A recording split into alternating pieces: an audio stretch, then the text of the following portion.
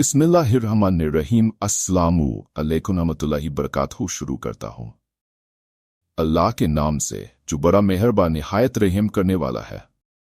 नजरीन, अगर हमारे चैनल पर पहली बार आए हैं तो लाइक और सब्सक्राइब जरूर करें।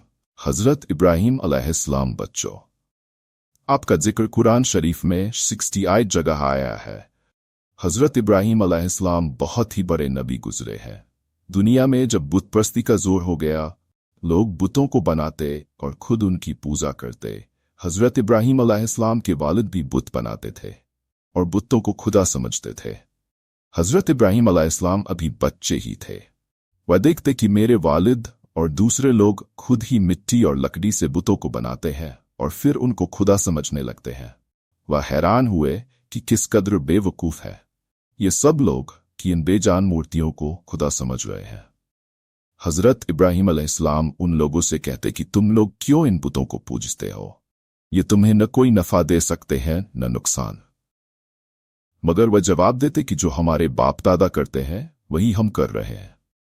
बच्चों, एक रोज उन लोगों का शहर से बाहर कोई बड़ा मेला हुआ। ये सब लोग मेले में शरीक होने शहर से चले गए। हजरत इब्राहीम अलैहिस्सलाम मेले में न गए। उनके पीछे हजरत इब्राहीम अलैहिस्सलाम के बड़े बुत खाने में गए और यहाँ के सब बुतों को तोड़ डाला सिवाय एक सबसे बड़े बुत के। और कुल्हाड़ी जिससे सब बुतों को तोड़ा था वह उस बड़े बुत के कंधे पर रख दी, जिससे ये मालूम होना था कि ये सब उसी ने तोड़े हैं। लोग जब वापस आए और उन्होंने बुतों की ये दुर्गत देखी कि किसी का सर नहीं है तो किसी का पैर नहीं, तो बहुत गुस्सा हुए कि यह हरकत किसने की है। सबने शुबह हजरत इब्राहीम अलैहिस्सलाम पर किया कि वही बुतों को हुए कहते थे और मेले में भी नहीं गए थे। आखिर उनको बुलाकर पूछा कि ये बुत किसने तोड़े हैं। हजरत इब्राहीम अलैहिस्सलाम ने जवाब दिया कि मुझसे पूछने के बजाय अपने खुदाओं से क्यों नहीं पूछते जिनकी तुम इबादत करते हो, कि उनको किसने तोड़ा है वह खुद बता देंगे। इन लोगों ने जवाब दिया कि आपको मालूम है कि ये बोल नहीं सकते। हजरत इब्राहीम अलैहिस्सलाम ने कहा कि फिर तुम ऐसे बेकार खुदाओं की पूजा करते हो। हजरत इब्राहीम अलैहिस्सलाम ने फिर कहा कि देखो, कुल्हाड़ी बड़े वृत्त के कंधे पर रखी है, ये काम इसी का मालूम होता है, इससे पूछो। ये लोग बहुत नाराज हुए और उनके बाप आजर में शिकायत की कि तुम्हारा बेटा ऐसी हरकत कर रहा है, इसको समझा लो, बना अच्छा न होगा। हजरत इब्राहीम अलैहिस्सलाम ने अपने बाप को भी समझाया और बुत परस्ती से मना किया और अर्ज किया कि ए बाप, मैं डरता हूं कि तुम पर खुदा का कोई अजाब नाजिल न हो। इस पर उनके बाप बहुत सख्त नाराज हुए और कहा कि आइंदा तूने मुझसे कोई ऐसी बात कही तो मैं तुझे संसार कर दूंगा, और कहा कि तू मेरे पास में हमेशा के लिए चला जा। आपने बाप को सलाम किया और कहा कि मैं चला जाता हूं, लेकिन तुम्हारे लिए मगफिरत की दुआ करता रहूंगा। हजरत इब्राहीम अलैहिस्सलाम और आग बच्चों, फिर क्या हुआ?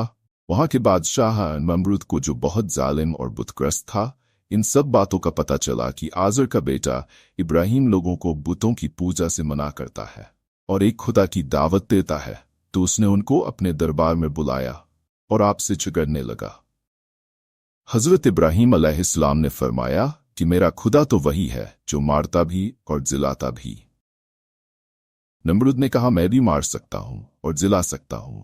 चुनांचे उसने एक कैदी को, जिसको सजाए मौत का हुक्म हो चुका था, आजाद कर दिया और एक बेगुनाह को पकड़कर कत्ल करा दिया और कहा कि अब बताओ, मेरे और तुम्हारे खुदा के दरमियान क्या फर्क है?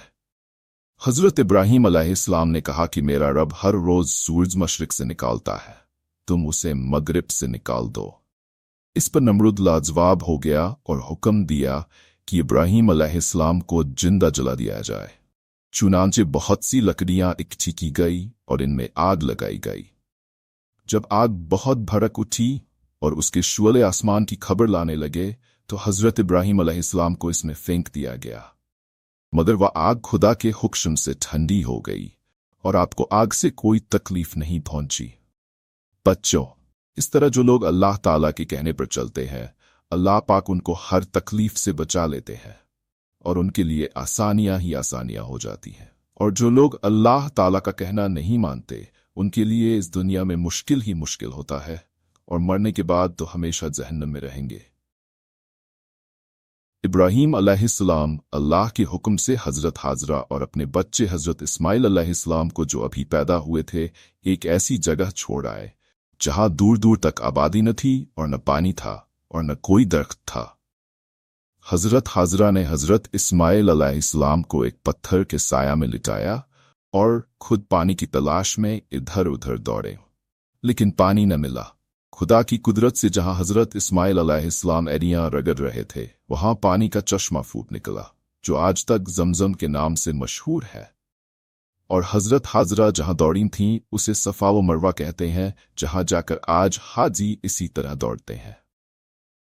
हजरत इब्राहीम अलैहिस्सलाम और कुर्बानी हजरत इस्माइल अलैहिस्सलाम कुछ बड़े हुए तो हजरत इब्राहीम अलैहिस्सलाम को अल्लाह की तरफ से यह हुक्म हुआ कि अपने बेटे इस्माइल अलैहिस्सलाम को मेरी राह में कुर्बान कर दो। चुनांचे आपने हजरत इस्माइल अलैहिस्सलाम को यह बात बताई। हजरत इस्माइल अलैहिस्सलाम ने कहा कि अब्बा जान, अल्लाह ताला आपको जो हुक्म दे रहा है उसको जरूर पूरा कीजिए, आप इंशाअल्लाह मुझे माबिद कदम पाएंगे। चुनांचे हजरत इब्राहीम अलैहिस्सलाम अपने बेटे इस्माइल अलैहिस्सलाम को ज़िबा करने के लिए लेकर चले और जंगल में ले जाकर उनको उल्टा लिटाया और अपनी आंखों पर पट्टी बांध ली कि कहीं बेटे की मोहब्बत अल्लाह के हुक्म को पूरा करने से न रोके, और गले पर छुरी चला दी। उसी वक्त आवाज आई कि ए इब्राहीम, तूने हमारे हुक्म को सच्चा कर दिखाया। और जब हजरत इब्राहीम अलैहिस्सलाम ने आंखों से पट्टी खोली तो हजरत इस्माइल अलैहिस्सलाम के बजाय एक दुम्बा ज़िबा किया हुआ पड़ा था। इसी पाकिया की याद में मुसलमान हर साल कुर्बानी करते हैं। बच्चों, हजरत इब्राहीम अलैहिस्सलाम और हजरत इस्माइल अलैहिस्सलाम की जिंदगी से हमको बहुत सबक मिलते हैं। हजरत इब्राहीम ने हमको सिखाया कि अल्लाह की रंजा के लिए माँ बाप को छोड़ा जा सकता है, अपने मुल्क और बिरादरी को खैरबाद कहा जा सकता है, अपने बच्चे और बीवी को जंगल में बेसर व सामान छोड़कर उनसे भी पीठ फेरी जा सकती है। बच्चों, अल्लाह ताला अगर किसी मुसलमान का इम्तिहान लेते हैं और उसमें वह कामयाब हो जाता है तो अल्लाह ताला उसको फिर और ज्यादा नेमतें देते हैं। खाने काबा जब हजरत इस्माइल अलैहिस्सलाम जवान हुए तो हजरत इब्राहीम अलैहिस्सलाम और हजरत इस्माइल अलैहिस्सलाम ने मिलकर कर खाना काबा को दोबारा तामीर करना शुरू किया। और जब हजरत इब्राहीम अलैहिस्सलाम ने अल्लाह ताला में दुआ की, ऐ मेरे रब, इस शहर को लोगों के लिए अमन की जगह बना दे, मुझे और मेरी औलाद को बुतों की पूजा से बचाए रख। ऐ हमारे रब, मैंने अपनी औलाद को मैदान में जहां खेती नहीं होती तेरे इज्जत वाले घर की खातिर आबाद किया है, ताकि ऐ मेरे रब ये नमाज पढ़ें।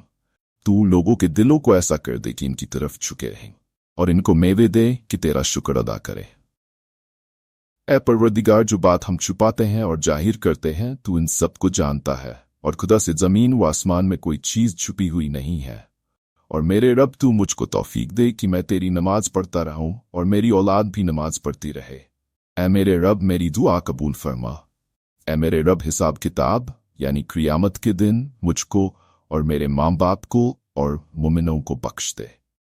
ये वही खाना काबा है जहां सारी दुनिया से लाखों मुसलमान हर साल हज करने आते हैं और जिसकी तरफ मुंह करके हम सब मुसलमान 5 वक्त की नमाजें अदा करते हैं।